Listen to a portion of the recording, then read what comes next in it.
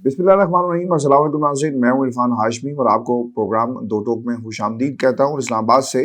हमारे साथ मौजूद हैं इब्राहिम राज साहब। राज साहब, अस्सलाम वालेकुम। वालेकुम अस्सलाम। राज साहब, 3 खबरों पर तफसील से हम बात करेंगे। पहली खबर, एक साबिक आर्मी चीफ और इमरान खान के हवाले से जेल से क्या खबर आई है, इसकी तफसील शामिल करेंगे आज की इस नशिस्त के अंदर। और फिर आज अदालत के अंदर नवाज शरीफ को किस किस्म का प्रोटोकॉल दिया गया, और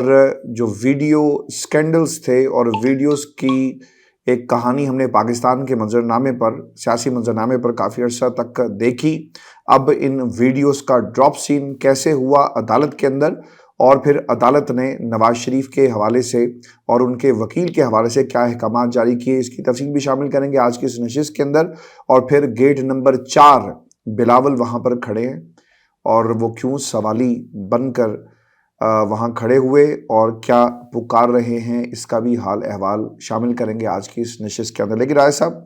सबसे पहले खान साहब ने अपने साइफर के केस के अंदर ये कहा, और उनकी तरफ से ये इल्ज़ामात जो एक लिस्ट है वो लगाई गई, उसमें उन्होंने army chief general Bajwa, general retired Qamar Javed Bajwa के हवाले से उन्होंने ये कहा कि उन्हें बुलाया जाए और उनसे सवाल किए जाएं। अब पाकिस्तान के एक अखबार के अंदर ये खबर भी लगी और वेबसाइट पर भी खबर मौजूद है, जिसमें ये दावा किया गया है कि साबिक army chief general retired Qamar Javed Bajwa Imran Khan को सरप्राइज़ दे सकते हैं। और साइफर केस में होने वाली गुज़श्ता समाअत के बाद सहाफ़ियों से बातचीत करते हुए इमरान खान ने कहा कि मैं केस में जनरल बाजवा और अमरीकी सफारतखाने के हुक्काम को बतौर गवाह शामिल करूँगा। इस मामले पर साबिक आर्मी चीफ से बात करने वाले एक ज़रिए ने बताया कि बाजवा शायद इमरान खान को मायूस ना करें। ज़रिए ने दावा किया कि रिटायर्ड जनरल साइफर केस में बतौर गवाह पेश होने के लिए तैयार हैं, ताहम उन्हें फ़ौजी हुकाम से इजाज़त लेना होगी। इमरान खान ने यह भी इल्ज़ाम आयद किया था कि जनरल बाजवा ने सब कुछ डोनाल्ड लू की हिदायत पर किया। इमरान खान के इल्ज़ाम तमाम प्रोसिक्यूशन गवाहान बशमूल साबिक सेक्रेटरी खारजा अमूर और अमरीका में तैनात पाकिस्तानी सफ़ीर के बयान से मुताबिकत नहीं रखते। पाकिस्तानी सफ़ीर की डोनाल्ड लू के साथ होने वाली बातचीत के बाद ही सफ़ीर ने वज़ारत खारजा को साइफर भेजा और ऐसे मामला में काम मामूल का हिस्सा है। ये साइफर अगरचा जारहाना मालूम हुआ और इसी वजह से पाकिस्तानी सफ़ीर ने जहाँ से वाशिंगटन को डी मार्च करने की सिफारिश की, बल्कि कौमी सलामती कमेटी ने भी ये इक़दाम 2 मरतबा किया। लिखा हुआ दीवार के ऊपर हुसैन हक़ानी का किरदार इमरान खान ने उसका तज़किरा भी किया। फिर इसके साथ साथ इमरान खान ने इस हवाले से जो लॉबिंग का एक हवाला दिया वो भी मौजूद है। काफ़ी संगीन नोयत के इल्ज़ामात थे, इसके ऊपर साइफर केस चलाया गया, गुम गया। लेकिन राय साहब, सवाल यहाँ पर ये है कि खान साहब ये जो बातें कर रहे थे, अब क्या जनरल साहब खुद जाकर पेश होंगे या फिर इसका भी हाल वही होगा? क्योंकि एक केस शाहिद मेतला और फिर आपके ये जावेद चौधरी साहब जो हैं उनको भी नोटिस हुए, दीगर लोगों को भी नोटिस हुए कि भाई आप ये किससे पूछ कर जो बातें हैं और आर्टिकल्स हैं वो मंसूब करके आप जो जनरल बाजवा है उनके नाम से छाप रहे हैं। तो इसकी कहानी क्या है? डीलिस्ट कर दिया गया, अब क्या इनको बुलाया जाएगा और क्या वो आकर गवाही देंगे? और अगर उन्हें दी तो फिर तो राय साहब जरा होगी, सवालात पूछे जाएंगे, या फिर अदालतें उसी तरह बिहेव करेंगी कि वो आएंगे, अपना बयान रिकॉर्ड करवाएंगे और चले जाएंगे, और उन्हें यानी इमरान खान के वकला को जरा का मौका नहीं दिया जाएगा। और फिर एक बयानिया यानी सियासी बयानिया बनाया जाए कि देखें आए थे, उन्होंने तो इनकार कर दिया कि ऐसा कुछ नहीं हुआ। क्योंकि राय साहब, आप जिसके ऊपर इल्ज़ाम हो और जिस तरह आप किसी पे इल्ज़ाम लगाते हैं फिर आपको सबूत भी रखने पड़ते हैं। यहाँ पर मामला है कि साइफर गुम हुआ और उसकी ज़िम्मेदारी इमरान खान पर डाली जा रही है कि ये आपने गुमाया, और फिर प्रोसिक्यूशन ने साइफर गुमाने के हवाले से बात को यानी सबूतों को का हवाला नहीं दिया, बल्कि वो ये कहते रहे कि आपने इसे सियासी मकासद के लिए इस्तेमाल किया, और वो कहाँ पर है। दो मुतज़ाद चीज़ें जो है इस केस में हमें नज़र आ रही हैं। योर टेक ऑन दिस राय साहब। देखिए हाशमी साहब, जनरल बाजवा की खबर और जनरल बाजवा के मुतल्लिक एक और दिलचस्प वाक़े पर बात करते हैं, लेकिन इससे पहले नारोवाल में जो एक बहुत बड़ी सियासी जंग नून लीग के अंदर छिड़ गई है, इसके ऊपर बात करना बड़ा ज़रूरी है। क्योंकि ये जंग एक तरफ मरियम नवाज़ के एक बड़े ख़ास कारिंदे, जिनको मरियम नवाज़ ने सरकारी फंड्स पर पाला पोसा सियासी तौर पर, और ये मरियम नवाज़ के एक ऐसे कारिंदे हैं कि जब मरियम नवाज़ ने अपना media cell prime minister house میں بنایا تھا، یعنی جب نواز شریف پرائم منسٹر تھے تو اس وقت انہوں نے سرکاری وسائل استعمال کر کے اپنے انہی کارندے طارق فضل چودھری، اسی طرح طلال چودھری اور ایک اور نون لیگ کے رہنما ہیں، ان کو ٹی وی کے میدان میں اتارا تھا اور انہوں نے بہت سے رہنماؤں کے ساتھ لڑائیاں کروائیں اور ان سے یہ وعدے کیے کہ اگر آپ دوسرے لوگوں کی تذلیل کریں گے تو پھر ہم آپ کو اگلے الیکشن میں ٹکٹ بھی دیں گے،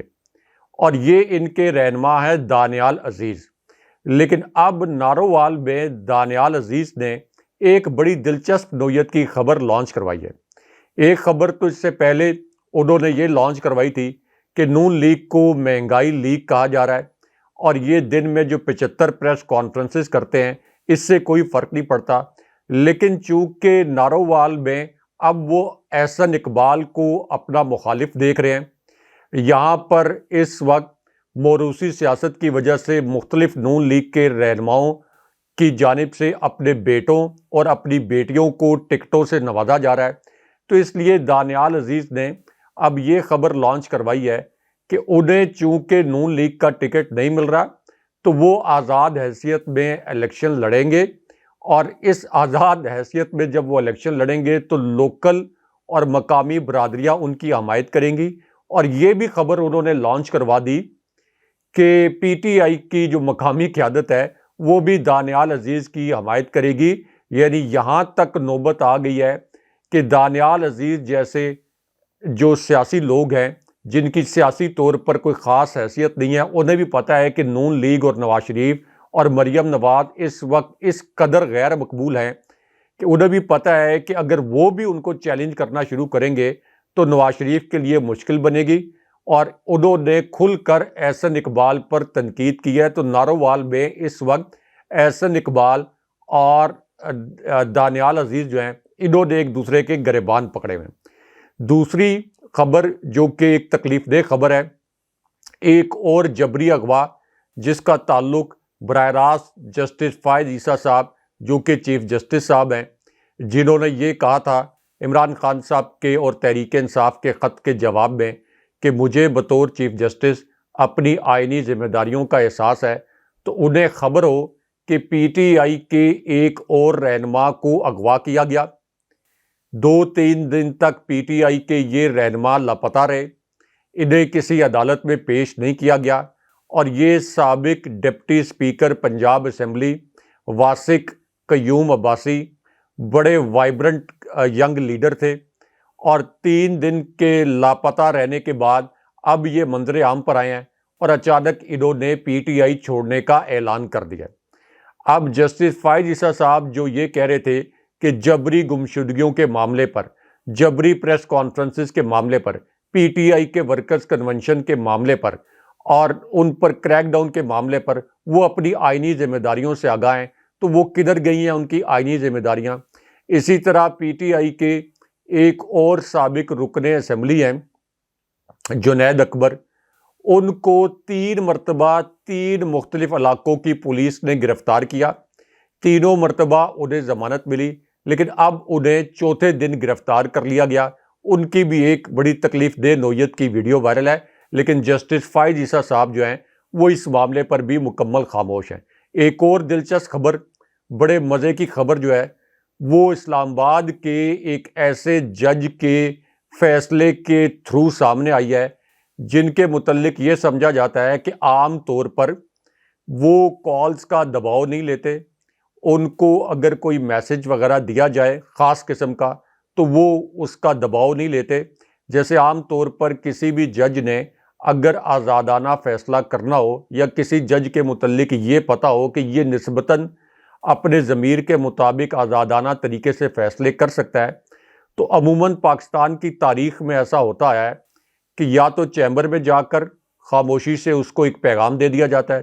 اس کے گھر میں جا کر اس کو پیغام کنوے کر دیا جاتا ہے، اس کے رشتہ داروں عزیزوں کے ذریعے اس کو پیغام دے دیا جاتا ہے، یا اس کی کوئی آڈیو ویڈیو کال یا اس کی نجی زندگی کا کوئی مسئلہ جو ہے وہ ریکارڈ کر کے اس کے سامنے اس کو بلیک میل کرنے کے لیے اس کے سامنے پیش کر دیا جاتا ہے۔ لیکن اس پوری صورتحال میں اسلام آباد ہائی کورٹ میں ایک بڑی دلچسپ صورتحال اس وقت پیدا ہوئی جب کہکے بھی لگے جب بشرا بی بی صاحبہ اور لطیف کھوسہ کی لیک آڈیو کے معاملے کی کیس کی سماعت ہوئی۔ اب اس دوران جسٹس بابر ستار، جن کو ایک بڑا اپ رائٹ جج سمجھا جاتا ہے، انہوں نے یہ کہا کہ جب اس طرح کی لیک آڈیو کالز کا معاملہ سامنے آتا ہے، یہ الفاظ انہوں نے استعمال کیے، تو سمجھ لیں کہ بگ باس سب کچھ سن رہا ہوتا ہے، اور اس پر عدالت کے اندر کہکے بھی لگ گئے۔ اس کے بعد جسٹس بابر ستار نے یہ بھی پوچھا کہ یہ لیک آڈیو سب سے پہلے کہاں پر آئی تھی؟ کیا یہ سوشل میڈیا پر اور ٹویٹر پر آئی؟ اور پھر جسٹس بابر ستار نے اس بات پر بھی حیرانی کا اظہار کیا کہ دو لوگوں کی نجی گفتگو ہے،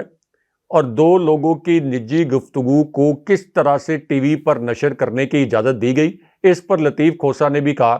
کہ جاننے والے جانتے ہیں کہ اس طرح کی جو آڈیو کالز ہیں وہ کس طرح سے کون ریکارڈ کرتا ہے۔ انہوں نے کہا کہ مجھے تو اب کوئی فون بھی نہیں کرتا کہ کھوسہ صاحب آپ کا جو فون ہے وہ محفوظ نہیں ہے، وہ ریکارڈنگ پر لگا ہوا ہے۔ اور انہوں نے یہ بھی انکشاف کیا کہ صرف ان کا نہیں، پاکستان میں بہت سے وکلاء کے جو فون ہیں وہ بگ کیے جا رہے ہیں۔ اور اس کے بعد پھر جسٹس بابر ستار نے ایک دلچسپ حکم نامہ جاری کیا، اور انہوں نے یہ کہا کہ یہ جو کال ریکارڈنگ کے متعلق درخواست ہے، اس کی رپورٹ جو ہے وہ آئی ایس آئی کو بھی بھیجی جائے، اور یہ پتہ کروایا جائے، آئی ایس آئی بھی اس کے اوپر اپنا انپٹ دے، رپورٹ دے کہ یہ جو کال ہے یہ کیسے ریکارڈ ہوئی، کس نے ریکارڈ کی، کیسے لیک ہوئی۔ پیمرا وغیرہ کو بھی، ایف آئی اے کو بھی انہوں نے نوٹس جاری کیا۔ تو ایک تو یہ بھی بڑی دلچسپ صورتحال اسلام آباد ہائی کورٹ میں پیدا ہوئی۔ اب آ جائیں جناب باجوہ کی سٹوری کے متعلق، جو کہ بڑے مزے کی سٹوری ہے، اور جناب باجوہ جو کہ پاکستان کے سب سے ناکام سیاستدان ہیں۔ جی ہاں، میں جان بوجھ کر کہہ رہا ہوں کہ وہ سیاستدان ہیں، اور سب سے ناکام سیاستدان ہیں، کیونکہ وہ اس طرح کی سٹوریز جو ہیں سیاسی مقاصد کے لیے لانچ کرواتے رہتے ہیں۔ اب جناب باجوہ جو کہ پاکستان کی تاریخ کے سب سے غیر مقبول آرمی چیف بھی ہیں، جنہوں نے عمران خان صاحب کو مائنس کرنے کی کوشش کی، لیکن عوام نے ان کو مائنس کر دیا۔ انہوں نے یہ نام نہاد سٹوری لانچ کروائی کہ سائفر کے کیس میں جب عمران خان صاحب نے یہ کہا کہ جناب باجوہ کو میں بطور گواہ عدالت میں طلب کرنا چاہتا ہوں، تو انہوں نے یہ الفاظ اور یہ سٹوری لانچ کروائی ان الفاظ میں کہ میں عمران خان کو مایوس نہیں کروں گا، یعنی طنز کیا، اور ساتھ یہ کہا کہ میں گواہ کے طور پر پیش ہونے کے لیے تیار ہوں۔ ظاہر ہے کہ جناب باجوہ کے پاس سائفر کی کاپی موجود ہے۔ جناب باجوہ کے سگنیچر نیشنل سیکیورٹی کمیٹی کے اس اجلاس کے میٹنگ منٹس میں موجود ہیں، جس میں جناب باجوہ نے اور پوری فوجی قیادت نے یہ کہا تھا کہ سائفر پاکستان کے اندرونی معاملات میں ناقابل قبول مداخلت ہے، اور جناب باجوہ اور پوری فوجی قیادت نے یہ کہا تھا کہ امریکہ میں بھی ڈی مارچ کیا جائے اور پاکستان میں امریکی ناظم الامور کو ڈی مارچ کیا جائے، جو کہ ایک انتہائی غیر معمولی اقدام تھا۔ تو اب جناب باجوہ نے اس کے اندر ایک رائے فرار بھی اختیار کیا اور عمران خان صاحب کے سامنے سرنڈر بھی کیا ہے، کیونکہ ایک طرف تو وہ یہ کہتے ہیں کہ میں اس معاملے میں، اس کیس میں گواہ بننے کے لیے تیار ہوں، لیکن دوسری جانب وہ یہ بھی کہتے ہیں کہ مجھے فوجی حکام سے یا فوجی قیادت سے گواہ بننے کے لیے اجازت درکار ہوگی۔ اگر ریاست پاکستان سائفر کیس چلا رہی ہے عمران خان صاحب کے خلاف،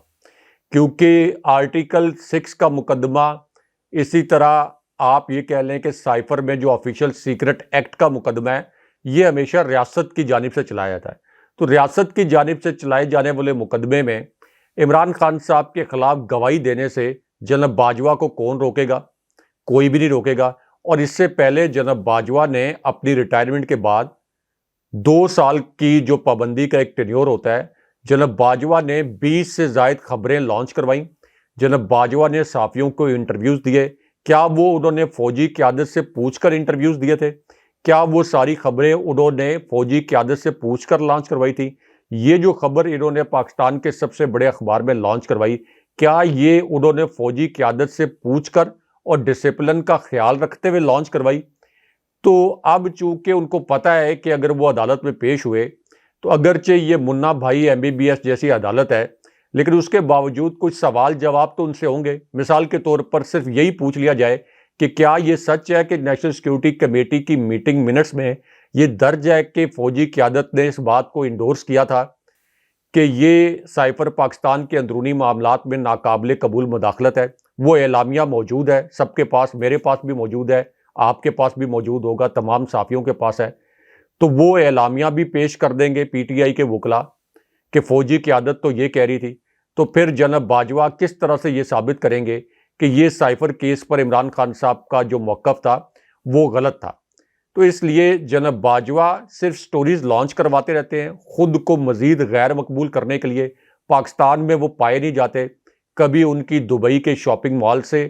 تصویریں سامنے آتی ہیں، کبھی ان کی بیش قیمت کروڑوں روپے کی گاڑیاں چلانے کی تصویریں سامنے آتی ہیں۔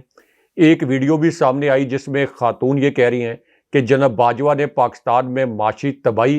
اور سیاسی تباہی مچانے کے بعد خود یہاں پر 40 کروڑ روپے کی گاڑیوں میں پھر رہے ہیں اور یہاں پر عیاشی کر رہے ہیں۔ تو جناب باجوہ کو کیا کوئی اکاؤنٹیبل کر سکتا ہے یا کرنا چاہیے؟ جناب باجوہ کیا پاکستان کے آئین کو، قانون کو جس طریقے سے انہوں نے توڑا ہے، کیا ان کی کوئی اکاؤنٹیبلٹی ہونی چاہیے؟ تو اس معاملے پر یہ آپ کہہ لیں کہ شگوفے جناب باجوہ چھوڑ رہے ہیں، وہ کبھی بھی اس معاملے پر گواہ نہیں بنیں گے، کیونکہ ان کو پتہ ہے کہ وہ گواہ بنیں گے تو رہی سہی جو کسر ہے وہ بھی نکل جائے گی۔ عوام کی نظر میں تو وہ اس قدر غیر مقبول ہیں کہ کسی عوامی مقام پر وہ پبلک اپیرنس تک نہیں دے سکتے۔ اچھا راج صاحب، یہ جو دوسری خبر ہے یہ ہے نیب کی استدعا کو مسترد کر دیا گیا ہے اسلام آباد ہائی کورٹ کی طرف سے العزیزیہ ریفرنس پر اور اپیل میرٹ پر سننے کا اب یہ فیصلہ کر لیا گیا ہے۔ اسلام آباد ہائی کورٹ میں العزیزیہ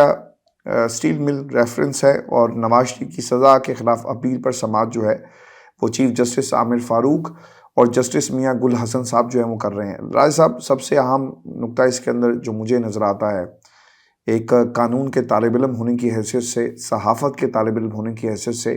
کہ دنیا میں کہیں پر بھی ایسی مثال آپ کو نہیں ملتی کہ ایک اپیل 4 برس بعد لگا دی جائے، اس کے اوپر سٹے دے دیا جائے۔ یہاں پر ٹائم بار والا جو معاملہ تھا وہ کیوں اس کے اوپر عمل درآمد نہیں ہوا؟ اب ہو گیا، چلیں۔ اور جس طرح سے کلین چٹ دی جا رہی ہے اس میں بھی بہت سارے لیکوناز موجود ہیں۔ یہ سزا بڑھانے کی نیب پر کی جو اپیل تھی اس پر سماعت ہوئی ہے اسلام آباد ہائی کورٹ میں۔ امجد پرویز اور نیب پروسیکیوٹر عدالت میں پیش ہوئے، یعنی دونوں ایک ہی پارٹی کے لوگ ہیں، وہ پیش ہوتے ہیں اور پھر وہ نواز شریف کی ہی وکالت کرتے ہوئے آپ کو نظر آئیں گے۔ یہ پہلی پروسیکیوشن ہے جو ریاست کی اور کیس کی کو پروسیکیوٹ نہیں کر رہی، بلکہ کسی کو کلین چٹ دلوانے کے لیے یہ پروسیکیوشن جو ہو رہی ہے۔ امجد پرویز صاحب یہ کہتے ہیں کہ نیب نے سپریم کورٹ کے احکامات پر ریفرنس دائر کیے جن میں ایک جیسا الزام تھا۔ فلیگ شپ ریفرنس میں احتساب عدالت نے نواز شریف کو بری کر دیا تھا، لیکن ایک ہی الزام پر الگ الگ ریفرنس دائر کیے گئے۔ ہم نے درخواست دی کہ ایک الزام پر صرف ایک ہی ریفرنس دائر ہونا چاہیے تھا۔ عدالت نے اس وقت کہا تھا کہ ٹرائل الگ الگ ہو رہا ہے مگر فیصلہ ایک ساتھ سنایا جائے گا۔ امجد پرویز یہ بھی کہتے ہیں کہ عدالت کو دیکھنا ہے کہ پروسیکیوشن نے اس قسم میں عائد الزام کو ثابت کیا یا نہیں، جس پر چیف جسٹس اسلام آباد ہائی کورٹ نے کہا کہ یہ بتائیں کہ اس کیس پہ الزام تھا کیا۔ نواز شریف کے وکیل نے یہ کہا کہ اس ریفرنس میں بھی آمدن سے زائد اثاثے بنانے کا الزام تھا۔ اس کیس میں 22 گواہ ہیں جن میں سے اکثر ریکارڈ سے متعلق گواہ ہیں۔ 22 میں سے 13 گواہوں نے صرف بینکوں کا ریکارڈ پیش کیا، وہ گواہ چشمدید گواہ نہیں۔ 5 گواہ اس کے علاوہ ہیں اور پھر 2 گواہ کال اپ نوٹس لے کر جانے والے تھے۔ وکیل امجد پرویز یہ بھی کہتے ہیں کہ العزیزیہ اسٹیل مل نے ملز 2021 اور ہل میٹل اسٹیبلشمنٹ 2005 میں بنائی گئی۔ جب العزیزیہ ملز لگائی گئی حسین نواز کی عمر 28 سال تھی۔ نواز شریف کا یہ کیس پچھلے کیس سے بھی بہتر ہے، وہ اس عرصے میں پبلک آفس ہولڈر بھی نہیں تھے۔ نیب پروسیکیوٹر نے یہ بھی کہا کہ یہ میرٹس پر بحث کر رہے ہیں، ان کی کچھ متفق درخواستیں بھی موجود ہیں، یا تو یہ اپنی وہ درخواستیں واپس لیں، جس پر امجد پرویز ایڈوکیٹ نے کہا کہ جی جج کی ویڈیو سے متعلق درخواستیں موجود ہیں۔ نیب پروسیکیوٹر نے کہا کہ اس سے متعلق مریم نواز نے بھی پریس کانفرنس کی تھی اور معاملہ سپریم کورٹ گیا۔ نیب پروسیکیوٹر نے العزیزیہ ریفرنس دوبارہ سماعت کے لیے احتساب عدالت کو بھجوانے کی استدعا کی اور کہا کہ نواز شریف کو اس کیس میں سزا سنانے والے جج کی ویڈیو کا معاملہ بھی ہے، اگر میرٹس پر دلائل دینے ہیں تو جج کی ویڈیو سے متعلق اپنی درخواستیں واپس لیں۔ امجد پرویز نے احتساب عدالت کے جج یعنی اب اس دنیا میں نہیں رہے، لہٰذا اس پر اس درخواست پر اصرار یا پیروی نہیں کریں گے۔ اب مسئلہ رائے صاحب اس میں یہ ہے، کیونکہ گل حسن جج جو ہیں وہ یہ کہتے ہیں کہ اگر جج کا کنڈکٹ اس کیس کے فیصلے کے وقت ٹھیک نہیں تھا، بددیانت تھا، تو اس کے اثرات ہوں گے۔ انہیں بطور جج کیوں برطرف کیا گیا تھا؟ ارشد ملک دنیا میں نہیں، لیکن باقی لوگ موجود ہیں، ہم یہاں اسکرین لگا دیں گے اور ویڈیو چلا دیں گے۔ یہ بات یاد رکھیں کہ یہ دو دھاری تلوار بھی ثابت ہو سکتی ہے۔ اور پھر میاں گل حسن نے یہ کہا کہ اگر ریمانڈ بیک کر دیتے ہیں تو نواز شریف ملزم تصور ہوں گے، سزا یافتہ نہیں۔ اسلام آباد ہائی کورٹ نے العزیزیہ ملز ریفرنس میرٹ پر سننے کا فیصلہ کرتے ہوئے کیس دوبارہ سماعت کے لیے احتساب عدالت بھجوانے کی نیب کی استدعا کو مسترد کر دیا۔ رائے صاحب سب مل کر کھیل رہے ہیں اور کسی وقت بھی نواز شریف کو ایک اور کیس کے اندر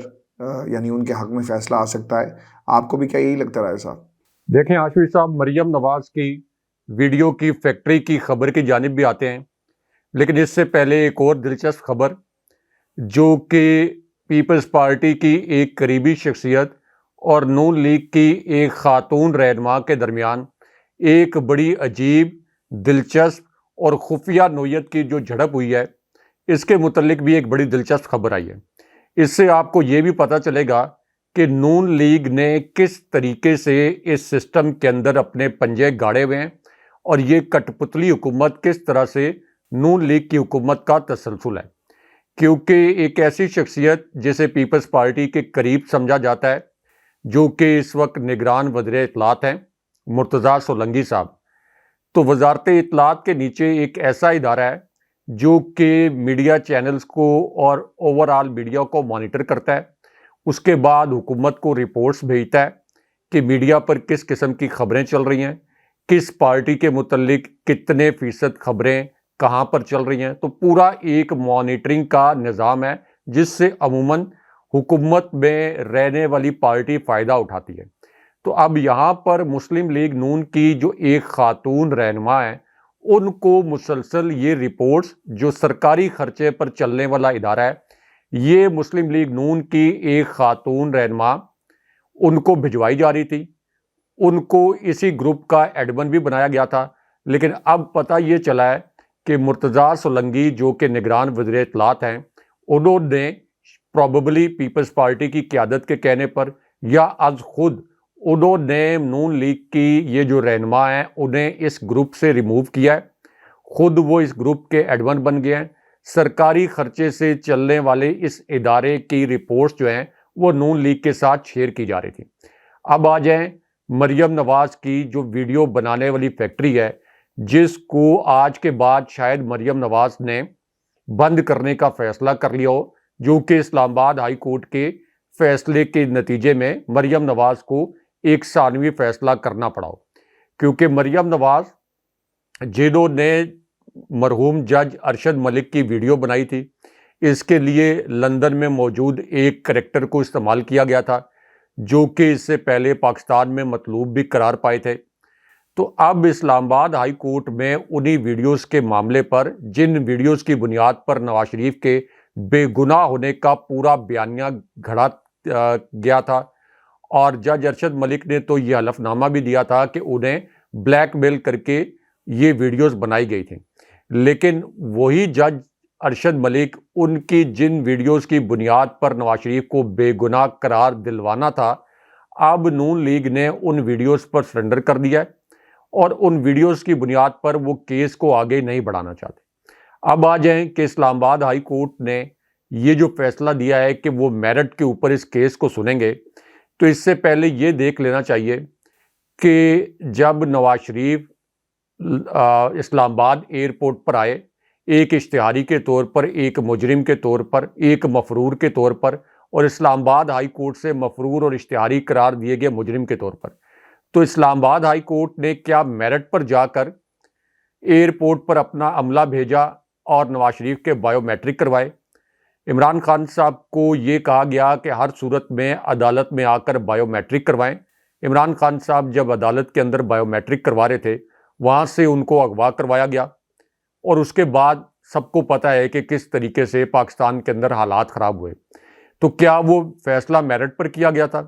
اس سے پہلے نواز شریف کی جو بریت کا فیصلہ جاری کیا گیا، یعنی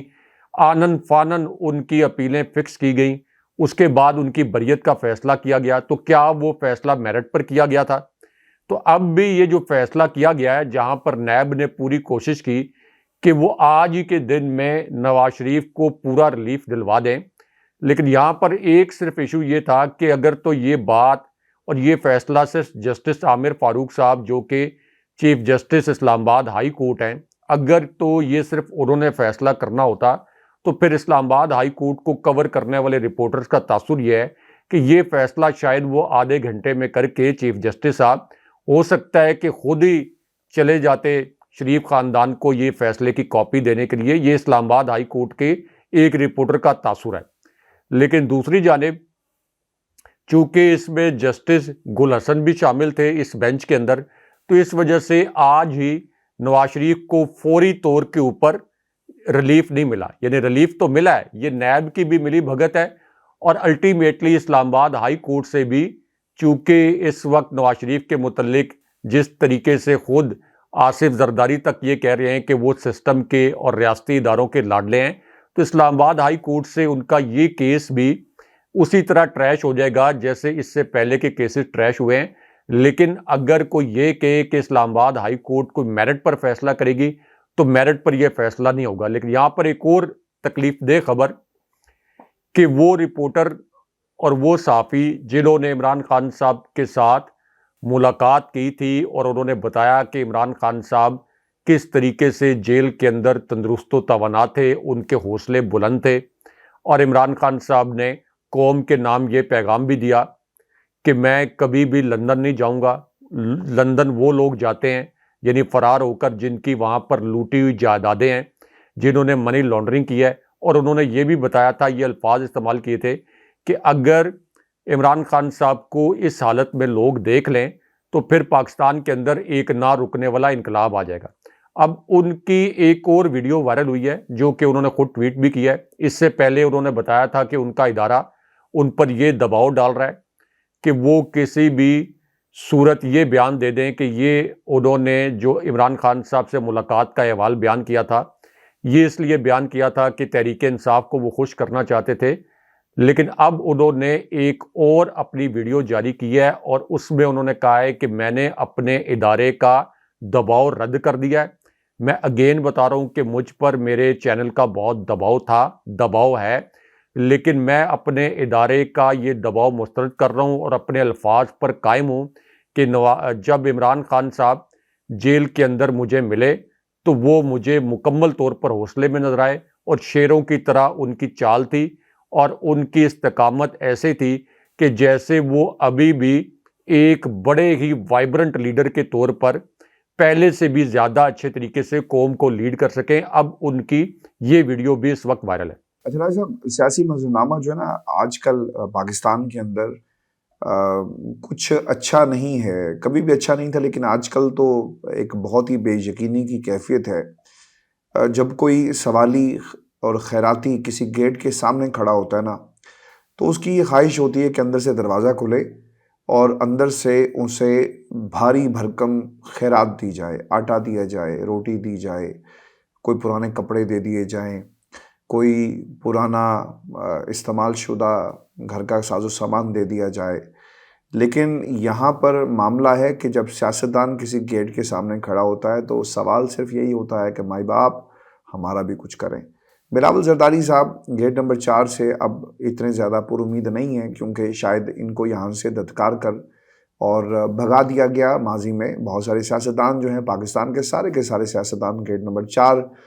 میں جاتے رہے، حاضریاں دیتے رہے، اور ہم نے یہ سلسلہ جو ہے وہ صرف سیاستدانوں تک نہیں دیکھا بلکہ ہم نے بہت سارے صحافیوں کو بھی یہ کرتے ہوئے دیکھا ہے۔ رائے صاحب گیٹ نمبر 4 کے حوالے سے بلاول زرداری صاحب یہ کہتے ہیں کہ گیٹ نمبر 4 کی سیاست نہیں آتی، صرف عوام پر بھروسہ کرتا ہوں۔ یہ بات انہوں نے شانگلہ میں کی۔ مجھے ویسے بلاول کی ایک بات اچھی لگی ہے کہ کم از کم انہیں خیال تو آیا کہ ہم نے عوام سے رجوع کرنا ہے، ہم نے گیٹ نمبر 4 سے رجوع نہیں کرنا اور وہ لوگوں کے درمیان جانے چلیں۔ یہ ایک اچھی بات ہے، جمہوریت کے اندر یہ ہونا چاہیے۔ بلاول زرداری یہ بھی کہتے ہیں کہ ایک طرف سیاست تقسیم کا شکار ہے، آپ تقسیم نہ کریں نا، آپ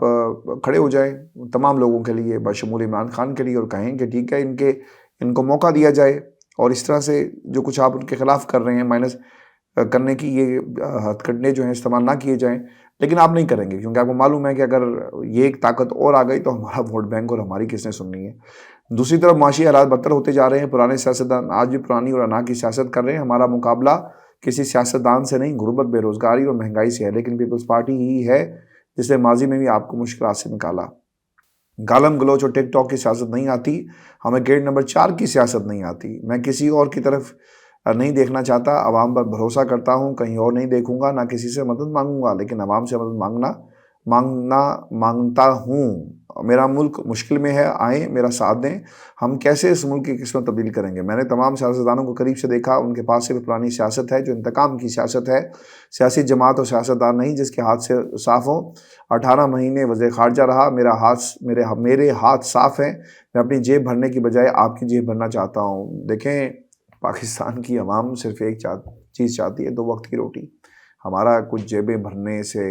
کوئی تعلق نہیں ہے۔ یہ نعرہ ہی رائے صاحب مجھے تو غلط لگتا ہے کہ جیبیں بھرنا اور ٹک ٹاک کی سیاست اور کالم گلوچ کی سیاست اور گیٹ نمبر 4، ویسے ہی گیٹ نمبر 4 رائے صاحب ہماری سیاست سے شاید نکل نہیں پائے گا، اور لوگ جو ہیں وہ گیٹ نمبر 4 کو مقدس جانتے ہیں، اور گیٹ نمبر 4 کی طرف جو ہے جو اشارہ کیا گیا یقیناً نواز شریف کی طرف وہ تنقید کرتے ہوئے ہمیں نظر آئی۔ رائے صاحب دیکھیں ہاشمی صاحب، جی ایچ کیو کے گیٹ نمبر 4 کے متعلق بھی ایک اہم خبر سے ویورز کو آگاہ کرتے ہیں، لیکن اس سے پہلے عمران خان صاحب کی نااہلی کے خاتمے کے حوالے سے جو ایک اہم ڈیولپمنٹ ہوئی ہے وہ بھی اپنے ویورز کے سامنے رکھنا ضروری ہے، کیونکہ الیکشن کمیشن نے عمران خان صاحب کو بڑی عجلت میں مریم نواز کی بی ٹیم بن کر 5 سال کے لیے نااہل کر دیا تھا۔ حالانکہ الیکشن کمیشن کا یہ کوئی مینڈیٹ نہیں تھا، اور دوسری جانب جو توشہ خانہ کیس ہے اس میں بھی جب سزا معطل ہو گئی تھی، عمران خان صاحب کی ضمانت بھی ہو گئی تھی، تو اس کیس میں بھی عمران خان صاحب کی نااہلی ختم ہونی چاہیے تھی۔ اب چونکہ الیکشن کی تاریخ قریب ہے، 8 فروری کے متعلق چیف الیکشن کمشنر نے یہ کہا ہے کہ الیکشن 8 فروری کو ہوں گے، تو اس پوری سچویشن میں عمران خان صاحب کی جو قانونی ٹیم ہے اس نے عمران خان صاحب کو 5 سال کے لیے نااہل کرنے کا جو الیکشن کمیشن کا فیصلہ ہے اس کو لاہور ہائی کورٹ میں چیلنج کر دیا ہے، اور اس درخواست میں یہ کہا گیا ہے کہ جب تک لاہور ہائی کورٹ کا فیصلہ نہیں آ جاتا اس وقت تک الیکشن کمیشن کا یہ جو نوٹیفیکیشن ہے، جعلی نوٹیفیکیشن عمران خان صاحب کو نااہل کرنے کا، اس کو اس وقت تک معطل کیا جائے۔ تو اب یہ پتہ چلے گا کہ کیا لاہور ہائی کورٹ میرٹ کے اوپر عمران خان صاحب کے متعلق انصاف پر فیصلہ کر سکتی ہے یا نہیں کر سکتی، یا جس طرح کا تاثر اسلام آباد ہائی کورٹ کے متعلق ہے اسی طرح کا تاثر اب لاہور ہائی کورٹ کے متعلق بھی بنے گا، یعنی جیسے اسلام آباد ہائی کورٹ عمران خان صاحب کے خلاف فیصلے دینے والی ایک فیکٹری میں تبدیل ہو چکی ہے۔ اب جو جی ایچ کیو کے گیٹ نمبر 4 کے متعلق دلچسپ بات بلاول زرداری نے کی، وہ اصل میں انہوں نے اس لیے کی کہ جی ایچ کیو کے گیٹ نمبر 4 کی سب سے پہلی سیاسی پیداوار نواز شریف کو سمجھا جاتا ہے۔ جنرل جیلانی کی گود میں انہوں نے سیاست شروع کی، پھر 9 ستارے جو انہوں نے 90 کی دہائی میں جس کو نام نہاد انہوں نے لیڈ کرنے کی کوشش کی، وہ بھی اسٹیبلشمنٹ کی بنائی ہوئی جماعت تھی، اور پھر سب کو پتہ ہے کہ نواز شریف جو ہیں وہ ہمیشہ اسٹیبلشمنٹ کی سیاست کرتے ہیں اور اسٹیبلشمنٹ کی مدد سے ہی اقتدار میں آتے ہیں، اور بعد میں جب یہ فوجی قیادت سے اپنے سیاسی مقاصد پورے کروانے کی کوشش کرتے ہیں اور ایک حد سے زیادہ ڈو مور کہتے ہیں تو ان کی آرمی چیف کے ساتھ لڑائی بھی ہو جاتی ہے۔ اب بلاول زرداری نے ایک طرف تو نواز شریف پر وار کیا ہے، لیکن دوسری جانب ایک بہت بڑا اعتراف جرم بھی کر لیا۔ انہوں نے آصف علی زرداری کو بھی کرپٹ مان لیا ہے، کیونکہ انہوں نے کہا ہے کہ کوئی بھی پرانا سیاستدان ایسا نہیں ہے جس کے ہاتھ صاف ہوں، یعنی آصف علی زرداری، نواز شریف، شہباز شریف، فضل الرحمان، یہ تمام جو پرانے سیاستدان ہیں یہ تمام کے تمام کرپٹ ہیں۔ یہ خود انہوں نے ایک مس ایڈونچر کیا ہے یا ان سے یہ مس ایڈونچر ہو گیا ہے۔ دوسرا، بلاول زرداری جو جی ایچ کیو کے گیٹ نمبر 4 کی بات کر رہے ہیں تو وہ خود بھی اس وقت جی ایچ کیو کے گیٹ نمبر 4 پر کھڑے ہو کر یہ سیاسی بھیک ہی مانگ رہے ہیں کہ جو کچھ ریلیف نواز شریف کو دیا جا رہا ہے، جس طریقے سے نون لیگ کو جتوانے کی کوشش کی جا رہی ہے، اس میں سے کچھ حصہ GHQ के गेट नंबर 4 से आसिफ अली जरदारी, बिलावल जरदारी और पीपल्स पार्टी को भी दिया जाए। दूसरी जानिब खुद JUI के जो एक नाम नहार लीडर हैं राशिद सुमरो, उन्होंने बिलावल जरदारी के खिलाफ इलेक्शन लड़ने का ऐलान कर दिया और उनकी एक बड़ी ज़बरदस्त किस्म की वीडियो भी वायरल है, जिसमें उन्होंने ये कहा कि बिलावल जरदारी जो कुछ खाते हैं ये सब कुछ भी करप्शन से बना हुआ है। बिलावल जरदारी जो गाड़ियां इस्तेमाल करते हैं ये भी करप्शन से खरीदी गई हैं। बिलावल जरदारी जिन घरों में रहते हैं ये भी करप्शन से बनाए गए घर हैं और बिलावल के मुंह में डाला गया एक एक नवाला करप्शन के और हराम के पैसों से कमाया हुआ है। तो ये उनके अपने इत्तेहादी यानी JUI के नाम नहाद लीडर, उनकी जानिब से बिलावल जरदारी पर इल्ज़ामात लगाए गए हैं और अभी भी इस वीडियो को सर्च किया जा सकता है। तो ये तो हाशमी साहब जिन्होंने इमरान खान साहब की हुकूमत को मिलकर रजीम चेंज ऑपरेशन के तहत गिराया गया था, वो तमाम इमरान खान साहब के दुश्मन इस वक्त आपस में लड़ रहे हैं और यही आप कहते हैं कि मकाफात अमल है। इमरान खान साहब के मुतल्लिक एक और सर्वे आज आ गया है जिसमें यह बताया गया है कि उनकी मकबूलियत जो है ये 2.6% मजीद बढ़ गई है।